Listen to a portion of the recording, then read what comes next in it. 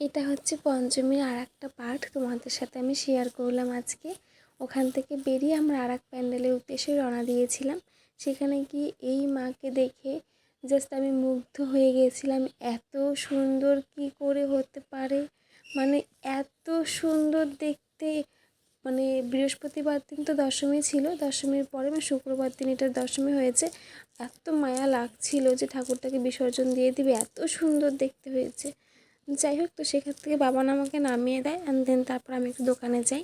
আমার মায়ের জন্য কিছু অর্ডার দেওয়া ছিল, কারণ মাকে বলেছিলাম যে এবার পুজোতে কী নেবে আমার থেকে। মা বলেছিল কিচ্ছু লাগবে না। যখন থেকে কিছু না কিছু টুকটাক ইনকাম করা স্টার্ট করেছিলাম, মার জন্য কিছু না কিছু ঠিকই করতাম, দিতাম যতটুকু পারতাম। কম দামের হোক বেশি দামের হোক চেষ্টা করতাম। তো এবার মা বলেছে শাড়ি লাগবে না, আর মা সবসময় বয়স অনুযায়ী শাড়িটা পরে, তো সেই জন্য আর শাড়ি কিনিনি। এবার মাকে বলছি ঠিক আছে আমি তোমাকে কিচ্ছু দিব না বলে মার জন্য একটা সারপ্রাইজ ছিল, এটা দিয়েছিলাম। আর আমি কী দিয়েছি সেটা আমি তোমাদেরকে দেখাতে পারছি না, কিছু পার্সোনাল কারণের জন্য। যখন পারবো দেখাতে তখন অবশ্যই তোমাদের সঙ্গে আমি পার্ট পার্ট করে সমস্ত কিছু শেয়ার করব।